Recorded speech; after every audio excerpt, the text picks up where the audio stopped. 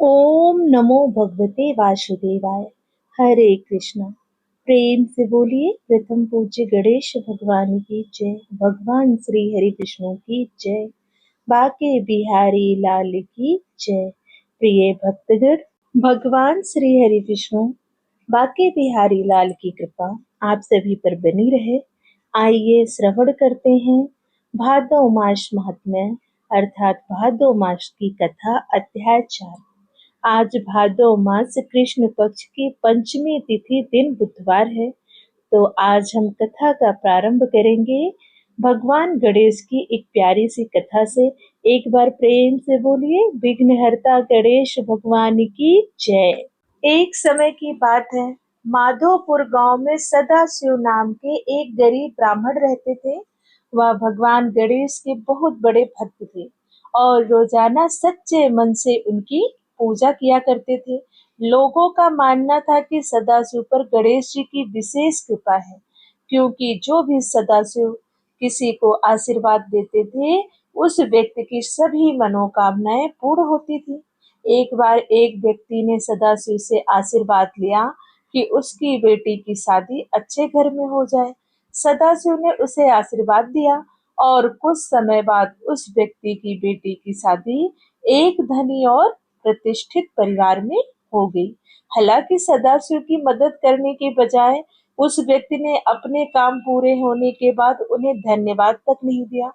एक दिन सदाशिव बहुत दुखी थे, क्योंकि उनके पास अपने परिवार के लिए भोजन खरीदने के लिए भी पैसे नहीं थे। गणेश जी जो सदाशिव की भक्ति से बहुत प्रसन्न थे, उन्होंने एक बालक का रूप धारण करके सदाशिव के घर आए। बालक ने सदाशिव को एक मटकी दी, जिसमें सोने के सिक्के भरे हुए थे। सदाशिव को यह देखकर बहुत आश्चर्य हुआ और उन्होंने बालक को बहुत धन्यवाद दिया। बालक ने सदाशिव से कहा कि वह गणेश जी का भक्त है और गणेश जी ने उसे यह मटकी दी है।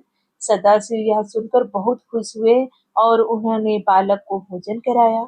इसके बाद सदाशिव ने उस मटकी से सिक्के लेकर एक छोटी सी दुकान खोली, जो बहुत अच्छी चलने लगी। सदाशिव और उसका परिवार गणेश जी की कृपा से सुख समृद्धि से रहने लगा। प्रेम से बोलिए विघ्नहर्ता की जय। हे विघ्नहर्ता, जैसे आपने उस गरीब ब्राह्मण के सभी विघ्नों को दूर करके उसके जीवन में खुशहाली लाई, वैसे ही आपकी कथा कहने वाले, सुनने वाले और हुंकारा भरने वाले सबके विघ्नों को दूर करना। एक बार प्रेम से बोलिए विघ्नहर्ता की जय। आइए अब श्रवण करते हैं भादो मास की आगे की कथा। एक बार प्रेम से बोलिए भगवान श्री कृष्ण की जय। श्री मैत्रेय जी बोले, भगवान, आपने राजाओं के संपूर्ण वंश का विस्तार तथा उनके चरित्रों का क्रमशः यथावत वर्णन किया। आपने उनके बारे में मुझे विस्तार पूर्वक बताया। अब हे ब्राह्मणे, यदुकुल में जो भगवान विष्णु के अंशा अवतार हुए थे, उसे मैं विस्तार पूर्वक यथावत सुनना चाहता हूँ। हे मुने, भगवान पुरुषोत्तम ने अपने अंश से पृथ्वी पर अवतीर्ण होकर जो जो कर्म किए थे, उन सब का आप मुझसे वर्णन कीजिए। श्री पराशर जी बोले, हे मैत्रेय, तुमने मुझसे जो पूछा है वह संसार में परम मंगलकारी भगवान विष्णु के अंशा अवतार का चरित्र सुनो। हे महामुने, पूर्व काल में देवकी महाभाग्यशालिनी पुत्री देवी स्वरूपा देवकी के साथ वासुदेव जी का विवाह हुआ। वासुदेव और देवकी के वैवाहिक संबंध होने के अंतराल विदा होते समय भोज नंदन कंस सारथी बनकर उन दोनों का मांगलिक रथ हाँकने लगा। उसी समय मेघ के समान गंभीर घोष करती हुई आकाशवाणी कंस को ऊंचे स्वर में संबोधन करके यूं बोली, अरे मूढ़, पति के साथ रथ पर बैठी हुई जिस देवकी अर्थात अपनी बहन को तू लिए जा रहा है, उसी बहन के 8वें गर्भ से तेरी मृत्यु है। वही 8वां गर्भ तेरे प्राण हर लेगा। श्री पराशर जी बोले, यह सुनते ही महाबली कंस खड्ग निकाल कर देवकी को मारने के लिए उद्यत हुआ, अर्थात वह खड़ा हो गया। तब वासुदेव जी यूं कहने लगे, हे महाभाग, ए अनग, आप देवकी का वध न करें। मैं इसके गर्भ से उत्पन्न हुए सभी बालक आपको सौंप दूंगा। हे द्विज उत्तम, तब सत्य के गौरव से कंस ने वासुदेव जी से बहुत अच्छा कहा देवकी का वध नहीं किया।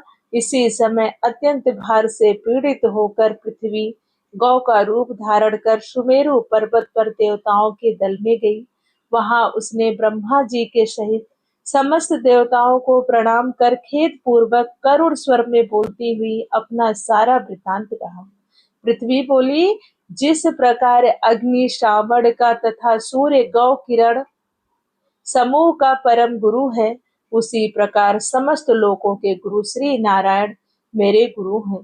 वे प्रजापतियों के पति और पूर्वजों के पूर्वज ब्रह्मा जी हैं तथा वे ही कला, काष्ठ, निमेष आदि के रूप में प्रतीत होने वाला अव्यक्त व्यक्त स्वरूप है। हे देव श्रेष्ठ गण, आप सब लोगों का समूह भी उन्हीं का अंश स्वरूप है। आदित्य, मददड़, साध्यगण, रुद्र, वसु, अश्विनी कुमार, अग्नि, पितृगण और लोकों की सृष्टि करने वाले अत्रि आदि प्रजापति गण, ये सब अप्रमेय महात्मा विष्णु के ही रूप हैं। यक्ष, राक्षस, दैत्य, पिशाच, सर्प, दानव, गंधर्व और अप्सरा आदि भी महात्मा विष्णु के ही रूप हैं। ग्रह, नक्षत्र तथा तारागणों से चित्रित आकाश, अग्नि, जल, वायु, मैं और इंद्रियों के संपूर्ण विषय, यह सारा जगत विष्णु में ही है। इसलिए उन अनेक रूपधारी विष्णु के ये रूप समुद्री तरंगों के समान रात दिन एक दूसरे के बाध्य बाधक होते रहते हैं। इस समय काल नेमी आदि दैत्य मृत्युलोक पर अधिकार जमा कर अनहित जनता को कलेश कर रहे हैं। जिस काल नेमी को सामर्थ्यवान भगवान विष्णु ने मारा था, इस समय वही उग्रसेन के महान असुर कंस के रूप में उत्पन्न हुआ है। अरिष्ट, धेनुक, केसी, प्रलंब, नरक, सुंद, बालिका, पुत्र आदि भयंकर बाणासुर तथा और भी जो महान बलवान दुरात्मा राक्षस राजाओं के घर में उत्पन्न हो गए हैं, उनकी मैं गणना नहीं कर सकती। हे दिव्य मूर्तिधारी देवगण, इस समय मेरे ऊपर महाबलवान और गर्वीले दैत्य राजों की अनेक अक्षौड़ी सेनाएं हैं। हे भगवान, मैं आप लोगों को यह बतला देती हूँ कि अब उनके अत्यंत भार से पीड़ित होने के कारण मुझ में अपने को धारण करने की भी शक्ति नहीं रह गई है। अतः हे महाभागगण, आप लोग मेरा भार उतारिए, जिससे मैं अत्यंत व्याकुल होकर रसातल को न चली जाऊं।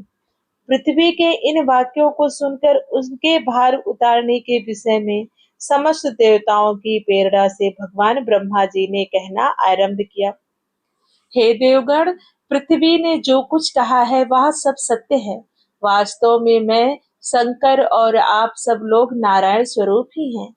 उनकी जो जो विभूतियां हैं, उनकी परस्पर न्यूनता और अधिकता को बाध्य तथा बाधक रूप से रहा करती हैं। इसलिए आओ हम लोग क्षीर सागर के पवित्र तट पर चले और वहां श्री हरि की आराधना करके यह संपूर्ण वृतांत उनसे निवेदन करके कह दे। वे विश्व रूप सर्वात्मा सर्वथा संसार के हित के लिए ही अपने शुद्ध सात्विक से अवतीर्ण होकर पृथ्वी पर धर्म की स्थापना करेंगे। ऐसा कहकर देवताओं के सहित पितामह ब्रह्मा जी वहां गए और एकाग्रचित्त होकर वे भी गरुड़ ध्वज भगवान को इस प्रकार स्तुत करने लगे। हे वेद वाणी के अगोचर प्रभु, परा और अपरा ये दोनों विद्याएं आप ही हैं। हे नाथ, वे दोनों आप ही के मूर्ति और अमूर्त रूप हैं। हे अत्यंत सूक्ष्म, हे विराट स्वरूप, हे सर्वज्ञ शब्द ब्रह्मा और पर ब्रह्मा, ये दोनों आप ब्रह्मामय के ही रूप हैं। आप ही ऋग्वेद, यजुर्वेद, सामवेद और अथर्ववेद हैं तथा आप ही शिक्षा, कल्प, निरुक्त, छंद और ज्योतिष शास्त्र हैं। हे प्रभु, हे अधोधज, इतिहास, पुराण, व्याकरण, मीमांसा, न्याय और धर्मशास्त्र ये भी आप ही हैं। हे आगपते, जीव, आत्मा, परमात्मा, स्थूल सूक्ष्म देह तथा उनका कारण अव्यक्त, इन सब के विचार से युक्त जो अंतरात्मा और परमात्मा के स्वरूप का बोधक वेदांत वाक्य है, वह भी आपसे भिन्न नहीं है।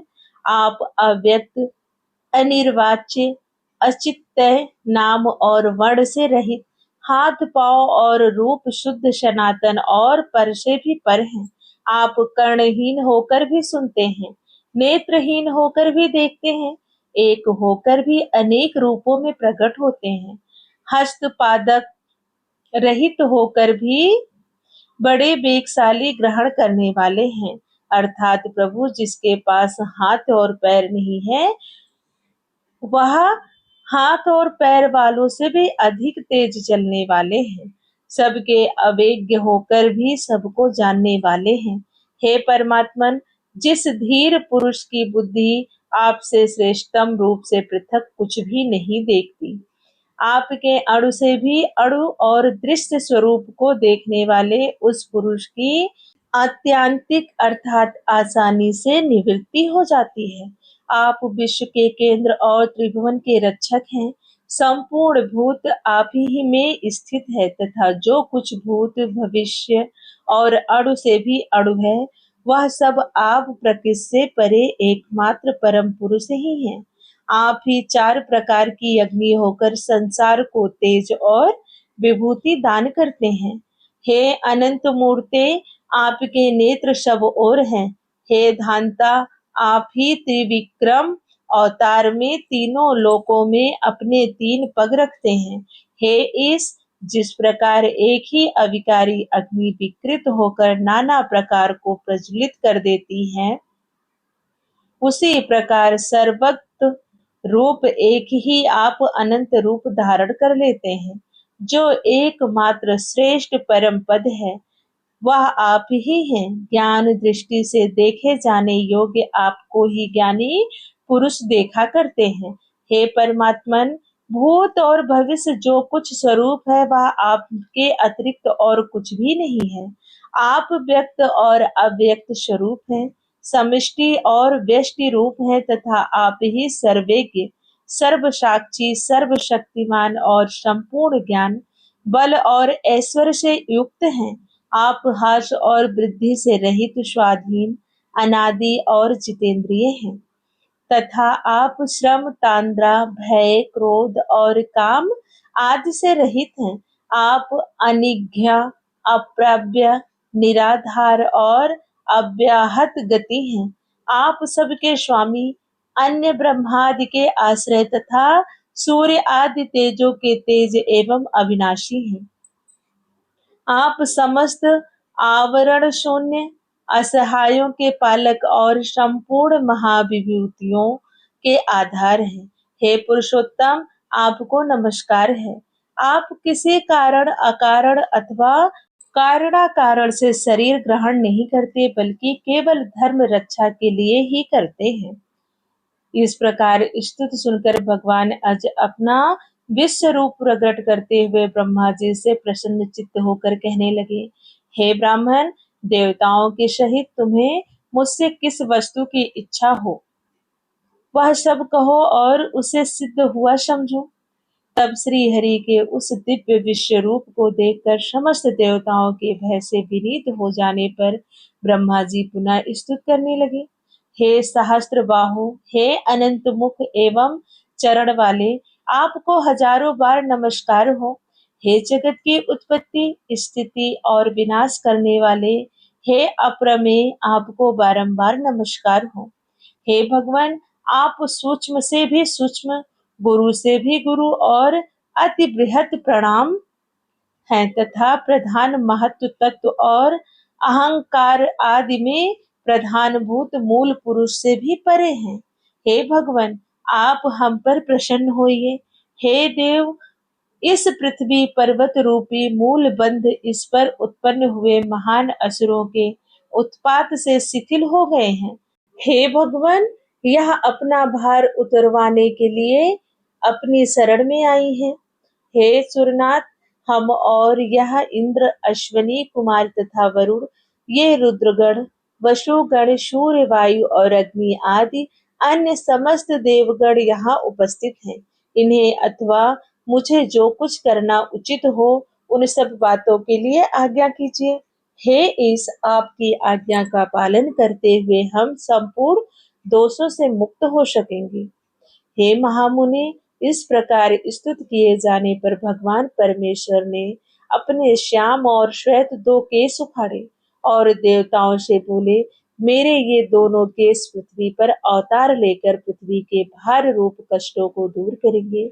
सब देवगण अपने अपने अंशों से पृथ्वी का अवतार लेकर अपने से पूर्व उत्पन्न हुए उन्मत्त दैत्यों के साथ युद्ध करें। तब मेरे दृष्टिपात से दलित होकर पृथ्वी तल पर संपूर्ण दैत्यगण संदेह क्षीण हो जाएंगे। वासुदेव जी की जो देवी के समान देवकी नाम की भार्या हैं, उनके 8वें गर्भ से मेरा यह श्याम केश अवतार लेगा और इस प्रकार वहां अवतार लेकर यह कालनेमी का अवतार कंस का वध करेगा। ऐसा कहकर श्री हरि अंतर ध्यान हो गए। हे महामुनि, भगवान के अंतर ध्यान हो जाने पर उन्हें प्रणाम करके देवगण सुमेरु पर्वत पर चले गए। इसी समय भगवान नारद जी ने कंस से आकर कहा कि देवकी के 8वें गर्भ से भगवान धरणीधर जन्म लेंगे। नारद जी से यह समाचार पाकर कंस ने कुपित होकर वासुदेव और देवकी को कारागृह में बंद कर दिया। द्विज वासुदेव जी भी, जैसा कि उन्होंने पहले ही कह दिया था, अपना प्रत्येक पुत्र कंस को सौंपते रहेंगे। ऐसा सुना जाता है कि यह 6 गर्भ पहले हिरण्याकश्यप के पुत्र थे। भगवान विष्णु के प्रेरणा से योग निद्रा उन्हें क्रमशः गर्भ में उपस्थित करती रही। जिस अविद्या रूपणी से संपूर्ण जगत मोहित हो रहा है, वह योग निद्रा भगवान विष्णु की महामाया है। उनसे भगवान श्री हरि ने कहा, हे निद्रे, जा मेरी आज्ञा से तू पाताल में स्थित 6 गर्भ को एक एक करके देवकी की कुक्षी में स्थापित कर दे। कंस द्वारा उन सब के मारे जाने पर शेष नामक मेरा अंश अपने अंशांश देवकी के 7वें गर्भ में स्थित होगा। हे देवी, गोकुल में वासुदेव जी की जो रोहिणी नामक दूसरी भार्या रहती हैं, उनके उदर से उस 7वें गर्भ को ले जाकर तू इस प्रकार स्थापित कर देना, जिससे वह उसी के जठर से उत्पन्न होने के कारण समान जान पड़े। उसके विषय में संसार यही कहेगा कि कारागार में बंद होने के कारण भोजराज कंस के भय से देवकी का 7वां गर्भ गिर गया। वह श्वेत शैल शिखर के समान वीर पुरुष गर्भ से आकर्षण किए जाने के कारण संसार में सांगर्षण नाम से प्रसिद्ध होगा। इसके बाद सुबह देवकी के 8वें गर्भ में मैं स्वयं स्थित होऊंगा। उस समय तू भी तुरंत ही यशोदा के गर्भ में चली जाना। वर्षा ऋतु में भाद्रपद कृष्ण अष्टमी की रात्रि के समय मैं जन्म लूंगा और तू नवमी को उत्पन्न होगी। हे अनिंदिते, उस समय मेरी शक्ति से अपनी मति फिर जाने के कारण वासुदेव जी मुझे तो यशोदा के और तुझे देवकी के शयन गृह में ले जाएंगे। तब हे देवी, कंस तुम्हें पकड़कर पर्वत शिला पर पटक देगा। उसके पटकते ही तुम आकाश में स्थित हो जाओगी। उस समय मेरे गौरव से सहस्त्र नयन इंद्र सिर झुकाकर प्रणाम करने के बाद तुझे भगिनी रूप से स्वीकार करेगा। तू भी शुंभ निशुंभ आदि सहस्त्र दैत्यों को मारकर अपने अनेक स्थानों से समस्त पृथ्वी को सुशोभित करोगी। तू ही भूति, सन्नति, छति और कांति है। तू ही आकाश, पृथ्वी, धृति, लज्जा, पुष्टि और उषा है। इसके अतिरिक्त संसार में और जो कोई भी शक्ति है, वह सब तू ही है।